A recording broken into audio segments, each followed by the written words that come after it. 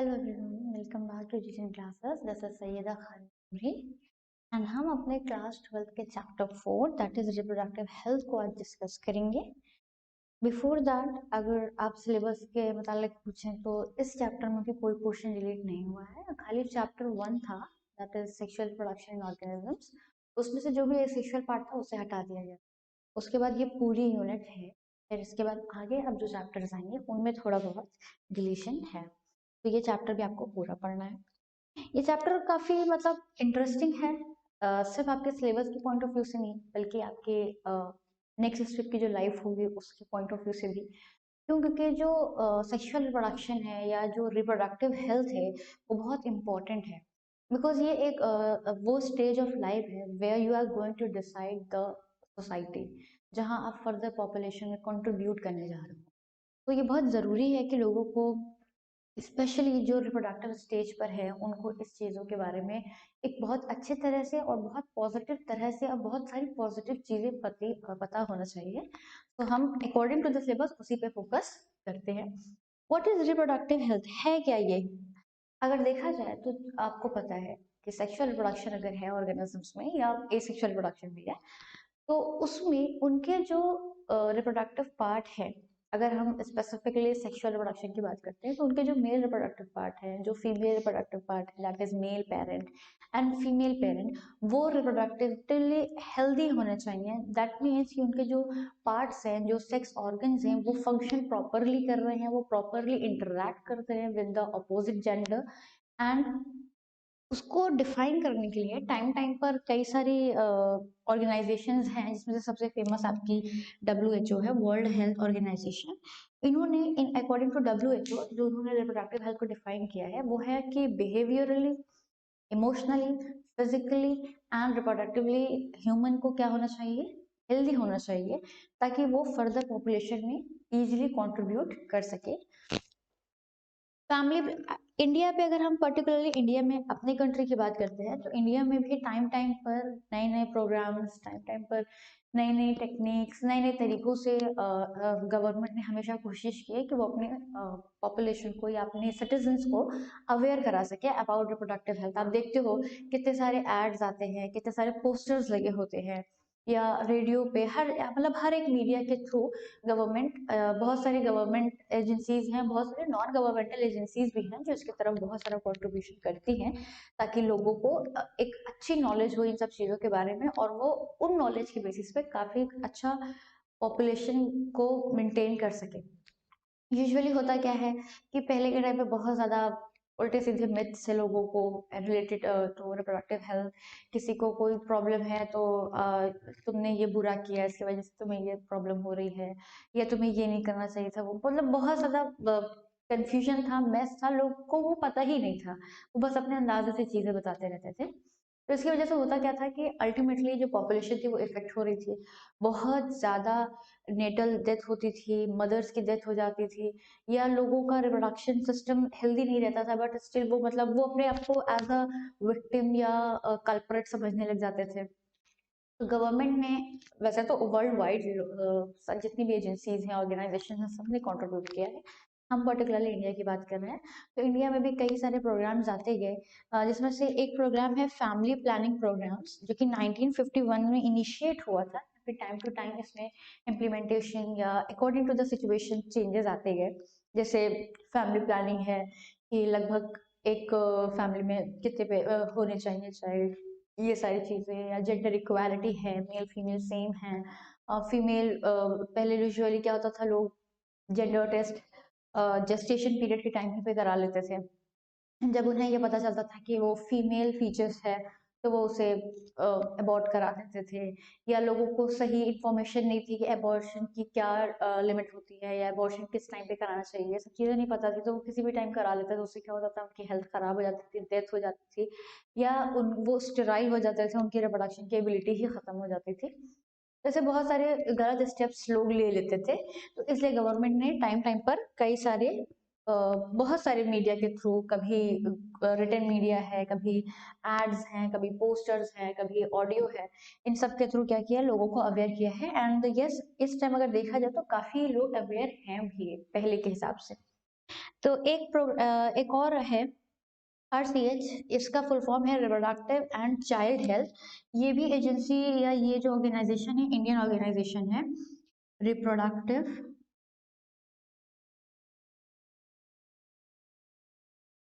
And child health organisation. तो ये जो ऑर्गेनाइजेशन है, इंडियन ऑर्गेनाइजेशन है, और ये ऑर्गेनाइजेशन का जो टारगेट होता है वो यही होता है कि जो भी रिप्रोडक्टिव स्टेज में हैं मेल्स फीमेल्स, उनको अवेयर कराया जाए और उनकी क्या सिचुएशन है, उनकी रिप्रोडक्टिव हेल्थ कैसी है उसे देखा जाए, उसके हिसाब से उनका ट्रीटमेंट किया जाए, प्लस उन्हें आने वाली उनकी जनरेशन दैट इज चाइल्ड, उनके बारे में भी बताया जाए और उन्हें क्या क्या करना चाहिए वो सारी चीजें बताने के लिए ये सारी एजेंसीज वगैरह हैं।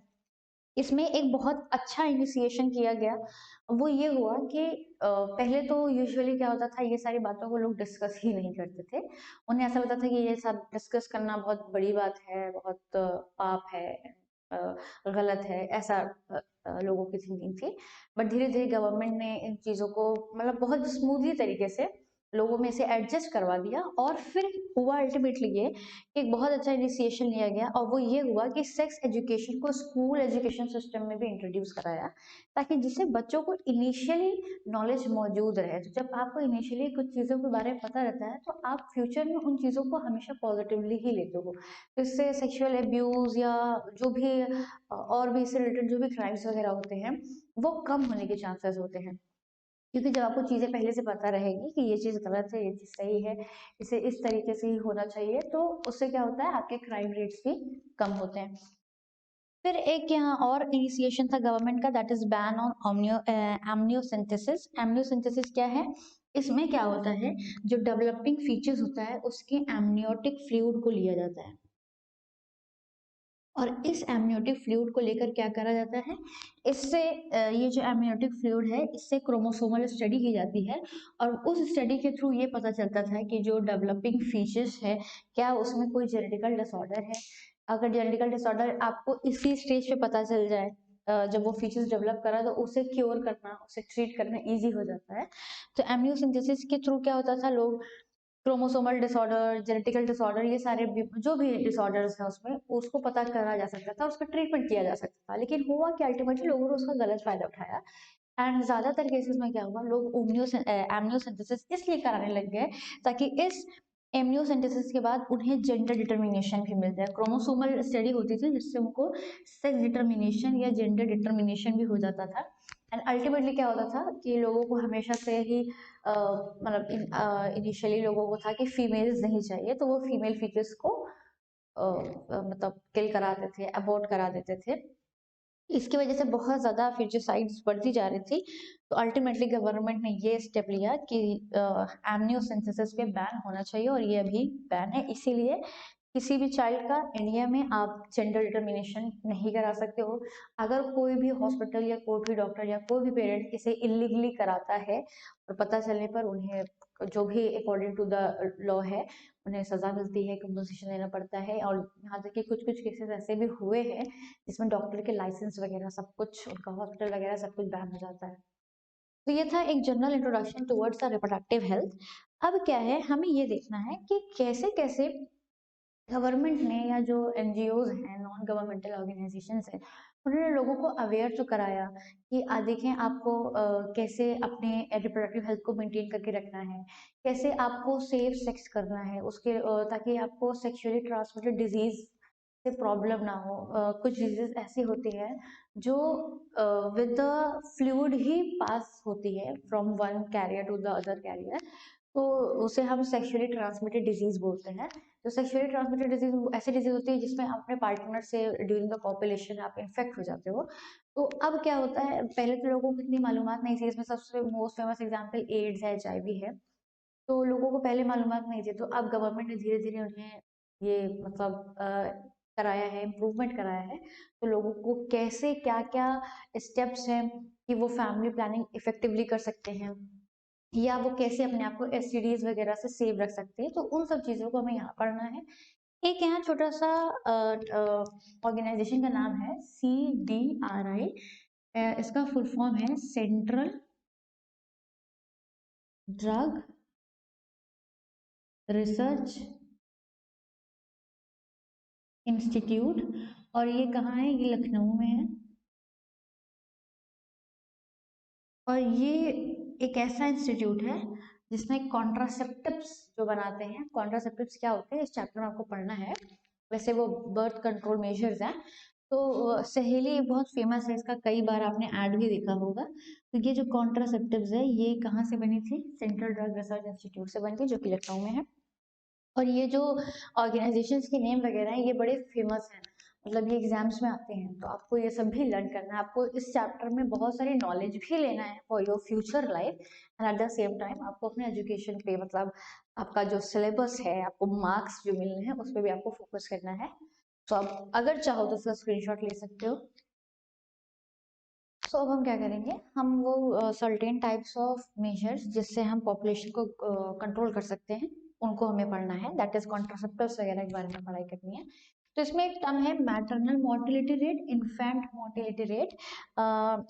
जब तक मतलब ज़्यादा अच्छी मेडिकल फैसिलिटीज़ नहीं थी तो क्या होता था, ज़्यादातर केसेस में जो इन्फेंट्स होते थे, मतलब जैसे चाइल्ड बर्थ हुआ उसी के टाइम डेथ हो जाती थी, मदर की डेथ हो जाती थी, या फिर आगे जाके आपका फर्दर कुछ एज के बाद कभी टिटनेस हो गया, कभी चिकन पॉक्स हो गया, ज़्यादा इम्यून नहीं, सिस्टम अच्छा नहीं था उनका, ज़्यादा रेजिस्टेंस नहीं से डेथ हो जाती थी। बट क्या हुआ, जैसे जैसे मेडिकल साइंस इंप्रूव करती गई, मेडिकल फैसिलिटी मिलती गई, तो जो ये मोटिलिटी रेट थे, maternal motility rate and infant motility, काफ़ी कम होता गया।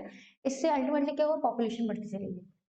अब पॉपुलेशन बढ़ना, ऐसा लगता है कि पॉपुलेशन बढ़ने से क्या होगा, कोई फर्क नहीं पड़ता, बढ़ने तो क्या है, अच्छी बात है। ठीक है, ये अच्छी बात है that humans are also resources, but उस रिसोर्स को आपको क्या करना होता है, बहुत सारा उसमें इन्वेस्टमेंट डालना होता है। इन्वेस्टमेंट इन द सेंस, आपको फूडिंग चाहिए, क्लोथिंग चाहिए, स्पेस चाहिए, वाटर चाहिए, एजुकेशन चाहिए, बहुत सारी चीजें हैं। तो जब बहुत ज्यादा पॉपुलेशन अगर है, ओवर पॉपुलेटेड कोई कंट्री रहती है, तो वहाँ की जो गवर्नमेंट होती है वो उस पॉपुलेशन को उतनी अच्छी तरीके से, उतनी एफिशिएंट वे में उन्हें वो सारी बेसिक रिक्वायरमेंट्स नहीं दे पाती है। अल्टीमेटली क्या होता है, पॉपुलेशन बढ़ तो जाती है बट पॉपुलेशन के पास बेसिक चीजें भी नहीं रहती है। तो क्या होता है कि गवर्नमेंट ने फिर ये मेजर स्टार्ट किए कि लोगों को इसके बारे में आपको बताना होगा कि उन्हें अपनी पॉपुलेशन को क्या करना है, कंट्रोल करना है। तो कंट्रोल करने के लिए क्या, उन्होंने फिर वही मीडिया का हेल्प लिया, बहुत सारे एड्स बनाए, पोस्टर्स बनाए, लोगों को बताया कि आप क्या कर सकते हो, कैसे आप अपनी फैमिलीज को मेंटेन करने के लिए क्यों जरूरी है कि आप एक या दो ही बच्चे रखो। टाइम टाइम पे बहुत सारे स्लोगन्स आते गए, गवर्नमेंट ऐसी स्कीम्स लाती गई कि ऐसी फैमिली जो छोटी होंगी, जिनके यहाँ ओनली चाइल्ड होगा, या सिंगल चाइल्ड वाली फैमिली होगी, या टू चाइल्ड वाली, मतलब कम फैमिली, जिनकी फैमिली में पॉपुलेशन कम रहेगी, उनको गवर्नमेंट इंसेंटिव्स देने लग जाती है। इसलिए ताकि लोग उससे अट्रैक्ट हों, तो दूसरे लोग भी सोचे नहीं हमें भी अपनी फैमिली छोटी रखनी है ताकि हमें भी इंसेंटिव्स मिले, मतलब लोगों को अट्रैक्ट करने के लिए। तो अल्टीमेटली मतलब गवर्नमेंट का या जो भी और भी ऑर्गेनाइजेशन है उन सबका एम क्या है कि पॉपुलेशन को मेंटेन करना है। ऐसा नहीं है कि मतलब गवर्नमेंट या जो भी ऑर्गेनाइजेशन है वो चाहती है कि पॉपुलेशन खत्म हो जाए, कोई नहीं चाहता ये। पॉइंट सिर्फ इतना रहता है कि रेगुलेटेड पॉपुलेशन रहे। एक जनरल सी बात है, अगर आपके घर में एक ही अर्निंग मेंबर है और उस एक अर्निंग मेंबर पे अगर सिर्फ दो लोग डिपेंड हैं या तीन लोग डिपेंड हैं, तो वो अर्निंग मेंबर के लिए इजी होगा आपको आपकी सारी बेसिक चीजें देना। बट वही एक अर्निंग मेंबर है और आपके घर में 10 से 12 लोग हैं, तो वो उसका जो भी अर्निंग है वो 10 से 12 लोगों में डिस्ट्रीब्यूट होगा, तो अल्टीमेटली रिजल्ट क्या होता है कि बेसिक चीजें भी इजीली नहीं मिल पाती लोगों को। तो ये बहुत ज़रूरी है कि हम, क्योंकि हम हैं, हमारे से ही पॉपुलेशन बननी है, या जो भी है आपके आसपास उन सबको ये सारी चीज़ें बहुत ही क्लियरली पता होना चाहिए, एंड पॉपुलेशन कंट्रोल में कंट्रीब्यूट करना चाहिए। तो इससे क्या होता, मतलब इस पॉपुलेशन को कंट्रोल करने के लिए, बर्थ को कंट्रोल करने के लिए कॉन्ट्रासेप्टिव्स यूज किया जाता है। कॉन्ट्रासेप्टिव्स वो मेथड्स हैं, वो टेक्निक्स हैं, वो केमिकल्स हैं जिनके थ्रू आप बर्थ कंट्रोल करते हो, आप मतलब फर्टिलाइजेशन नहीं होने देते हो, आप बेबी फॉर्मेशन नहीं होने देते हो, उसी को बोलते हैं कॉन्ट्रासेप्टिव। तो एक आइडियल कॉन्ट्रासेप्टिव कैसा होना चाहिए, क्योंकि ये बहुत बड़ी चीज है। कॉन्ट्रासेप्टिव्स बहुत बड़ी चीज है, अगर ये अच्छी नहीं है, अगर ये हार्मफुल है, तो इससे क्या हो सकता है, आपकी पॉपुलेशन बहुत कम हो जाएगी जिन लोगों ने इसे यूज किया।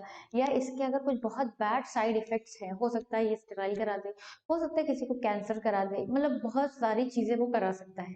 तो इसलिए जो कॉन्ट्रासेप्टिव होता है वो बहुत इंपॉर्टेंट चीज है, और वो बहुत ज्यादा उसमें मतलब वो एकदम यूजर फ्रेंडली होना चाहिए, वो इजीली डिस्पोज हो पाना चाहिए, इजीली अवेलेबल होना चाहिए, उससे साइड इफेक्ट्स ना हो या बहुत थोड़े साइड इफेक्ट्स हो, तो ही हम उसे आइडियल कॉन्ट्रासेप्टिव की तरह ट्रीट करते हैं।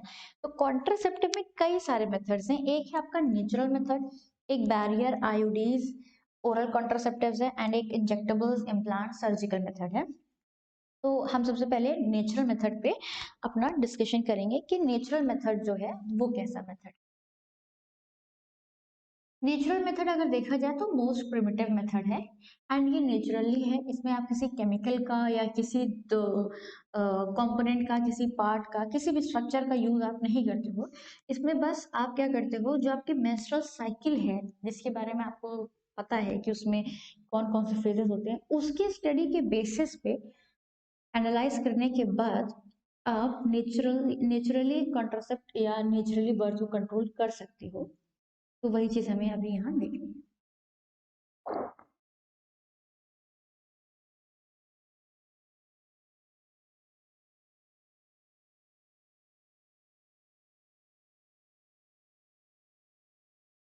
नेचुरल मेथड में इसमें क्या होता है, इसका जो टारगेट एम है या जो प्रिंसिपल वो ये है कि फर्टिलाइजेशन नहीं होने देना है, फर्टिलाइजेशन नहीं करने देंगे, which means male and female gamete का फ्यूजन नहीं होने देंगे। तो इसमें जो सबसे फेमस है वो क्या है आपका, पीरियोडिक एब्स्टिनेंस। ओके, तो ये जो मेथड है, इस मेथड में क्या होता है कि मेंस्ट्रुअल साइकिल में आपको पता है कि जब मेंस्ट्रुअल साइकिल चलती है तो उसमें जो 14th डे रहता है, 14th डे में ओव्यूलेशन होता है, दैट इज आपका ओवम आउटसाइड द ओवरी आता है, एंड इस डे पे अगर उससे मेल गैमेट मिलेगा तो फर्टिलाइजेशन हो पाएगा। हमें करना क्या है, हमें फ्यूजन को ही तो रोकना है। तो होता क्या है इसमें, आप नियरली 10 to 17th डे तक, जो भी मेंस्ट्रुअल पीरियड है आपका according to your cycle, 10 to 17th day, इस टाइम पीरियड पे, जिसे आप फर्टाइल पीरियड बोल सकते हो, इस फर्टाइल पीरियड में क्या करते हैं कपल्स, अवॉइड कॉपुलेशन। यहाँ पास फ्यूजन नहीं होगा। एक मेथड ये होता है नेचुरल मेथड में। एक मेथड आपका ये रहता है जिसमें आप क्या करते हो, विड्रॉल इसे बोल सकते हो। विड्रॉल मेथड में क्या होता है, विड्रॉल मेथड में ये होता है जस्ट बिफोर इंसेमिनेशन जो मेल्स होते हैं वो अपने एक्सटर्नल जेनिटेलिया को विड्रॉ कर लेते हैं from female genitalia.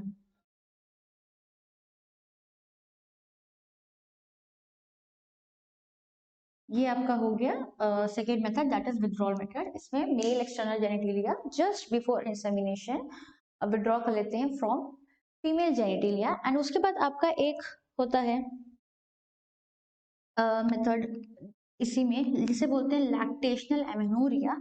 Lactational amenorrhoea period जो होता है या लैक्टेशन पीरियड जो होता है, तो लैक्टेशन पीरियड में, इस पीरियड में क्या होता है, नियरली ये 6 मंथ्स के आसपास का रहता है।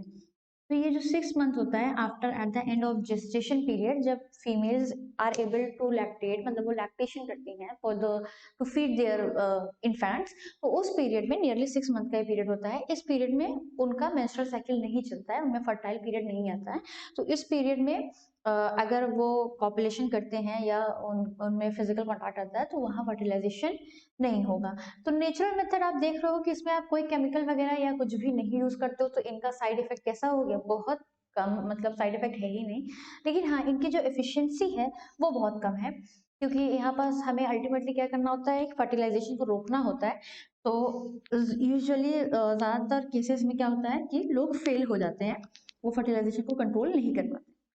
तो हमारा अब जो नेक्स्ट मेथड है वो क्या है, बैरियर मेथड है।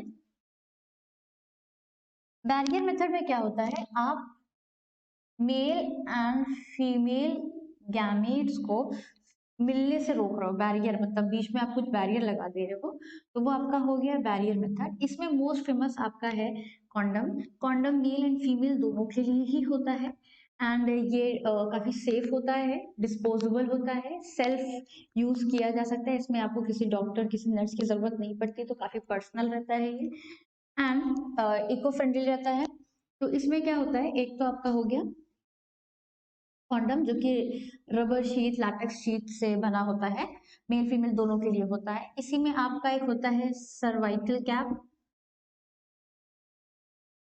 वॉल्ट्स एंड डायफ्राग्राम्स, ये भी क्या है, एक तरह के शील्ड ही है या बैरियर है। कॉन्डम्स आप मेल एंड फीमेल दोनों के एक्सटर्नल जेनिटेलिया पर यूज होता है, बट ये जो आपके हैं सर्वाइकल कैप, वॉल्स, डायफ्राग्राम्स, ये सिर्फ और सिर्फ फीमेल्स यूज करती हैं। एंड ये सर्वाइकल पार्ट जो होता है, ये सर्विक्स जो होता है, उसको वो क्या करती हैं, अपना कवर कर लेती हैं विद दीज थिंग्स। और ये भी क्या होते हैं, यूजुअली ज़्यादातर मतलब स्पेशली इसमें कॉन्डम जो है ये इको फ्रेंडली रहता है, यूजर फ्रेंडली रहता है और इजीली डिस्पोज हो जाता है। और दूसरी बात ये है कि ये मेथड जो है वो आपको sexual transmitted disease that is STD से भी सेव करता है।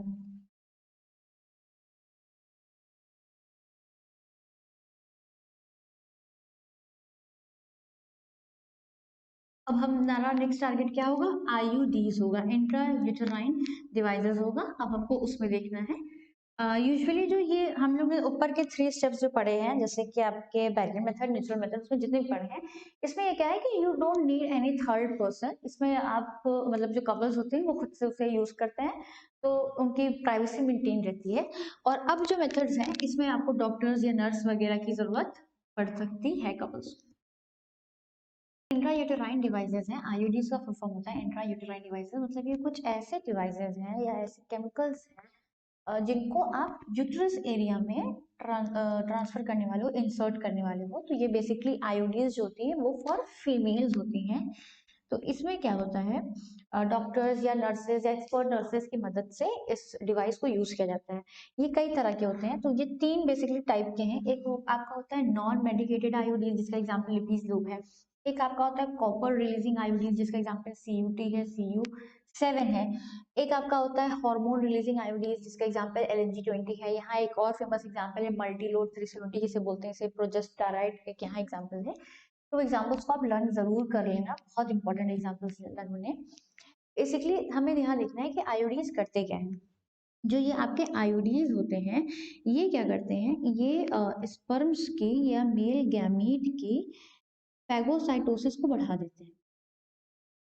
जब ये फैगोसाइटोसिस को बढ़ा देंगे, विच मीन्स कि अगर मान लो फीमेल एक्सटर्नल जेनिटेलिया में, वजाइना में आपके मिलियंस ऑफ स्पर्म्स इंटर कर गए हैं, लेकिन उनकी जब फैगोसाइटोसिस बढ़ गई है तो ज्यादातर स्पर्म्स क्या होंगे, किल हो जाएंगे, तो बहुत कम बचेंगे। उनकी जो फर्टिलाइजिंग एबिलिटी उसको कम कर देते हैं। जैसे ये कॉपर जो रिलीजिंग होता है, कॉपर जो आयंस होते हैं, कॉपर आयन क्या करता है, कॉपर आयन स्पर्म की मोटिलिटी को रोक देता है, कम कर देता है, सप्रेस कर देता है। इनकी स्पर्म मोटिलिटी और जो इनकी फर्टिलाइजिंग एबिलिटी है उन दोनों को ही क्या करता है, कम कर देता है। तो भी क्या होगा, फर्टिलाइजेशन नहीं हो पाएगा। एंड जो आपके हार्मोन रिलीजिंग है, हार्मोन रिलीजिंग क्या करते हैं, आपके हार्मोन्स जो रिलीज होते हैं विद आयोडीज वगैरह, तो ये हार्मोन क्या करते हैं, ये आपके इम्प्लांटेशन को ही रोकते हैं। ये इम्प्लांटेशन नहीं होने देते हैं। मान लो इनकेस अगर फ्यूजन हो भी गया है तो ये इम्प्लांट नहीं होने देते। और आपको पता है जब तक वो इम्प्लांट नहीं होगा वो further embryo and then features में डेवलप नहीं होता, तो ये इम्प्लांटेशन को रोक देते हैं। ये क्या करते हैं कि जो आपका सर्विक्स रीजन है या जो आपका एरिया है जहाँ फ्यूजन होना है, सर्विकल रीजन है, ये सारे रीजन को क्या करते हैं, non suitable for male gamete बना देते हैं। तो अल्टीमेटली क्या होता है, जो मेल गैमेट है वो फीमेल को फ्यूज नहीं कर पाता है, मतलब फर्टिलाइजेशन नहीं हो पाता। तो ये है आपके इंट्रायूटेराइन डिवाइसेस। उसी तरह से क्या होता है कि पिल्स बड़ा फेमस है, इसके भी बहुत सारे एड्स आते हैं, ओरल कॉन्ट्रासेप्टिव जिसे बोलते हैं। ओरल क्यों बोलते हैं, क्योंकि पिल्स को आप खाते हो, मतलब इसमें आपको कुछ इंजेक्ट वगैरह नहीं करना, तो ये आपके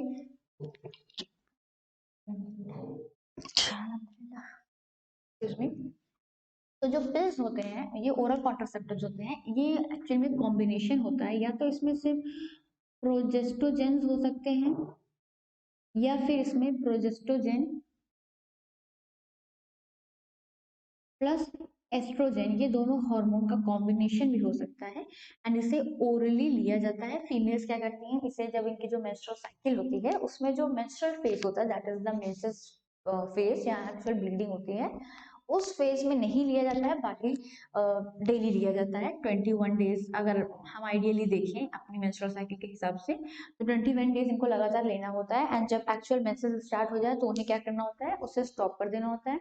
और एक बार मेंसेस जब आपके रुक जाए उसके बाद फिर से आपको स्टार्ट करना होता है। तो ये प्रोसेस आप तब तक करो जब तक क्या है, आपको फर्टिलाइजेशन नहीं कराना, जब तक आपको बर्थ कंट्रोल करके रखना है।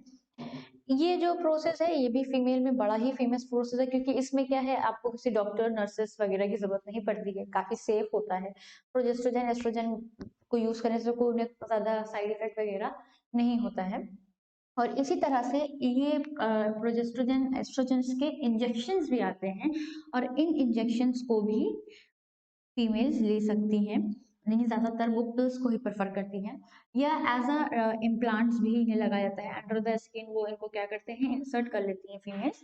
तो उससे क्या होता है, उनका जो एरिया है वहाँ पर ये हार्मोन प्रेजेंट रहता है, वो अपना एक्शन करता है एंड अल्टीमेटली फर्टिलाइजेशन नहीं हो पाता। होता क्या है, ये जो एस्ट्रोजन प्रोजेस्ट्रोजन है ये इम्प्लांटेशन नहीं होने देते हैं। ये जो आपका यूट्रस मेंबर है उसको उसके अंदर की जो भी एबिलिटी ऑफ इम्प्लांटेशन उससे वो खत्म, मतलब टेम्पोररीली जब तक इनका सप्लाई है तब तक उसे खत्म करते हैं कि आप इम्प्लांट नहीं कर सकते हो। तो अल्टीमेटली इससे भी क्या होता है, बर्थ कंट्रोल हो जाता है। एक लास्ट मेथड आपका बचता है, that is the surgical method. Surgical method आपका एक्सट्रीम लेवल का मेथड है, इरिवर्सिबल है, एक बार हो गया तो आप नहीं कर सकते हो। तो ये बहुत एक्सट्रीम केसेस में ही कपल्स यूज करते हैं, अदरवाइज वो इन सारे मेथड्स के थ्रू ही बर्थ कंट्रोल मेजर्स ले लेते हैं। तो हमें अब क्या देखना है, सर्जिकल मेथड सीखना है।